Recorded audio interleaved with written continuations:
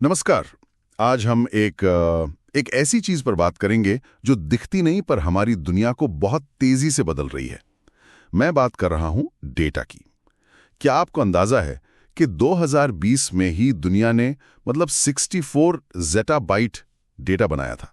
हाँ, और ये आंकड़ा तो बस शुरुआत है। कहते हैं 2025 तक ये 180 ज़ेटाबाइट से भी ज्यादा हो सकता है। 1 ज़ेटाबाइट यानी 1 ट्रिलियन गीगाबाइट। ये तो दिमाग चकराने वाली बात है। बिल्कुल, और आज हम इसी पर थोड़ी गहराई से बात करेंगे। हमारे पास जो जानकारी है वो इसी डेटा के बढ़ते महत्व और प्रभाव पर आधारित है। हम समझने की कोशिश करेंगे कि भाई ये डेटा इतनी तेजी से बढ़ क्यों रहा है ना, और इसका हमारी जिंदगी पर, कारोबार पर क्या असर पड़ रहा है, और साथ में चुनौतियां क्या हैं। हाँ बिल्कुल, और हमारा मकसद सिर्फ ये जानना नहीं कि कितना डेटा है, बल्कि ये समझना है कि कंपनियां और समाज, मतलब हम सब, इस जानकारी का इस्तेमाल असल में कर कैसे रहे हैं। तो चलिए शुरू करते हैं। ये जो डेटा ग्रोथ की रफ्तार है, ये इतनी तेज क्यों है? इसके पीछे क्या कारण है? हाँ, इसकी रफ्तार तो सच में हैरान करने वाली है। देखिए, एक तो सोशल मीडिया है जो हम सब इस्तेमाल करते हैं। फिर है वो अरबों आईओटी सेंसर्स, मतलब हमारे घरों में, फैक्ट्रियों में, स्मार्ट डिवाइस में, हर जगह ये सेंसर डेटा भेज रहे हैं लगातार। अच्छा। और ऊपर से 5G आ गया है, उसने तो डेटा एक्सचेंज को और भी ज्यादा तेज और आसान बना दिया है। तो ये सब मिलकर इस डेटा विस्फोट को हवा दे रहे हैं। और एक दिलचस्प बात ये भी है शायद कि इस सारे डेटा का लगभग 80% हिस्सा वो है जिसे असंरचित कहते हैं, मतलब video, email, social media posts type का डेटा। बिल्कुल सही। और इससे समझना, इससे काम की चीज निकालना, ये पारंपरिक तरीकों से बहुत मुश्किल है। हाँ, ये तो अपने आप में एक बड़ी चुनौती हुई है ना। निश्चित रूप से। और इसी चुनौती और अवसर का व्यवसायों पर बहुत गहरा असर पड़ा है। आप देखिए, गूगल, अमेज़न जैसी कंपनियां वो सिर्फ डेटा जमा नहीं कर रही, वो हमारे ऑनलाइन व्यवहार का, मतलब हम क्या क्लिक करते हैं, क्या खरीदते हैं, उसका बहुत बारीक विश्लेषण करती हैं। मॉडल बेहतर होता जाता है। मतलब ज्यादा ऑटोमेशन, बेहतर भविष्यवाणी। हाँ बिल्कुल। और ग्राहक अनुभव भी। जैसे नेटफ्लिक्स को ही ले लीजिए, वो सिर्फ हमें फिल्में नहीं दिखाता, वो हमारे देखने के पैटर्न को समझता है और फिर हमारी पसंद को एक तरह से बनाता भी है, गाइड भी करता है। सही कहा। और ये असर सिर्फ बिजनेस तक ही नहीं है, समाज पर भी इसका असर साफ दिख रहा है। हाँ, जैसे स्वास्थ्य सेवा में आजकल ये पहनने वाले फिटनेस ट्रैकर हैं, या फिर इलेक्ट्रॉनिक हेल्थ रिकॉर्ड्स यानी EHRS। हाँ, मरीजों के डिजिटल रिकॉर्ड्स। बिल्कुल।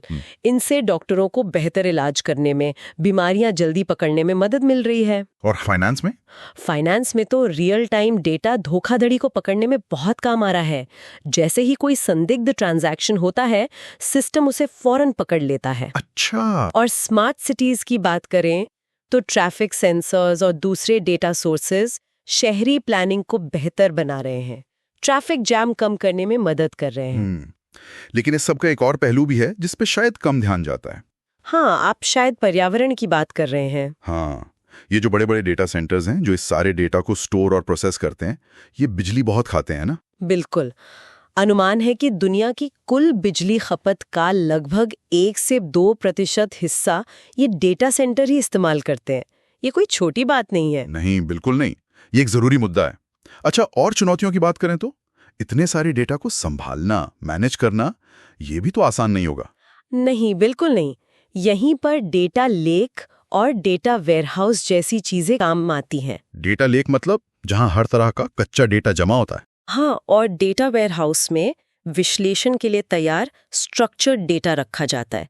आजकल डेटा ब्रिक्स के लेक हाउस जैसे नए समाधान आ रहे हैं जो इन दोनों का फायदा देने की कोशिश करते हैं। ओके। और प्राइवेसी और सिक्योरिटी, वो तो सबसे जरूरी है शायद। हाँ, वो तो सर्वोपरि है। जितना ज्यादा डेटा, उतना ही बड़ा साइबर हमलों का खतरा। इसीलिए GDPR जैसे सख्त नियम बनाए गए हैं। GDPR यानी यूरोप वाला नियम, जो लोगों को उनके डेटा पर ज्यादा कंट्रोल देता है। हाँ, वही।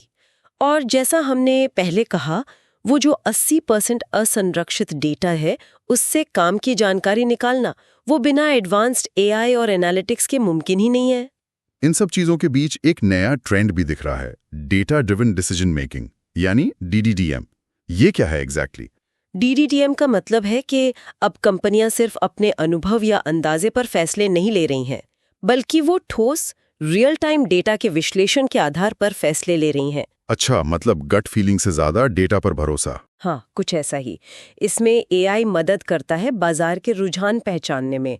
अपाची काफका जैसे प्लेटफॉर्म है जो डेटा को रियल टाइम में प्रोसेस करते हैं। और फिर डेटा ब्रिक्स, एसक्यूएल या स्नोफ्लेक जैसे टूल हैं जो डेटा को कंपनी में ज्यादा लोगों तक पहुंचाते हैं। इसे डेटा डेमोक्रेटाइजेशन कहते हैं। डेटा डेमोक्रेटाइजेशन मतलब डेटा तक सबकी पहुंच आसान बनाना। बिल्कुल, ताकि टीम का हर सदस्य डेटा के आधार पर सोच सके, फैसले ले सके। इसका कोई उदाहरण दे सकती हैं आप? हाँ, जैसे अमेज़न अपनी इन्वेंट्री और चीज़ों की कीमतें रियल टाइम मांग के हिसाब से बदलता रहता है।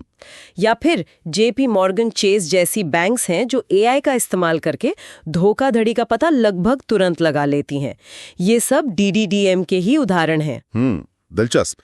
तो आगे क्या लगता है, भविष्य किस तरफ जा रहा है? कंपनियां किस चीज पर ज्यादा ध्यान देंगी? देखिए, जो ट्रेंड दिख रहा है उससे लगता है कि कंपनियां एआई और खासकर जेन एआई में और ज़्यादा निवेश करेंगी। क्लाउड पर आधारित आर्किटेक्चर जैसे कि सर्वलेस कंप्यूटिंग और लोकप्रिय होंगे क्योंकि वो ज़्यादा लचीले होते हैं। सर्वलेस मतलब जो जरूरत के हिसाब से अपने आप स्केल होता है। हाँ, और साथ ही डेटा गवर्नेंस यानी डेटा को सही तरीके से मैनेज करने और सुरक्षित रखने पर बहुत जोर रहेगा। और रियल टाइम डेटा प्रोसेसिंग की क्षमताएं और बढ़ेंगी। जैसे उबर का सिस्टम है जो तुरंत राइडर और ड्राइवर को मैच करता है। समझ गया। तो कुल मिला के ये जो डेटा का महासागर है, इसमें मौके तो बहुत हैं, लेकिन इसे संभालना, सुरक्षित रखना और इससे सही मायने में फायदा उठाना, ये बड़ी चुनौतियां भी हैं। बिल्कुल, ये एक दोधारी तलवार की तरह है। जो कंपनियां इन चुनौतियों से निपटकर डेटा का सही इस्तेमाल करना सीख लेंगी, वही आगे रहेंगी। हाँ, वही रेस में आगे निकलेंगी। ये सिर्फ टेक्नोलॉजी का खेल नहीं है, ये रणनीति और विजन का भी खेल है। सही कहा। अच्छा, जाते जाते हमारे श्रोताओं के लिए एक सवाल छोड़ जाते हैं। जैसे जैसे एआई हमारी जिंदगी में और गहराई से उतर रहा है, क्या हम अपने डिजिटल फुटप्रिंट के बारे में, मतलब हम जो डेटा निशान छोड़ रहे हैं, उसके बारे में व्यक्तिगत स्तर पर काफी जागरूक हैं? ये सोचने वाली बात है। और भविष्य में इस पर्सनल डेटा का मैनेजमेंट कैसे बदलेगा? हाँ, इस पर जरूर सोचिए।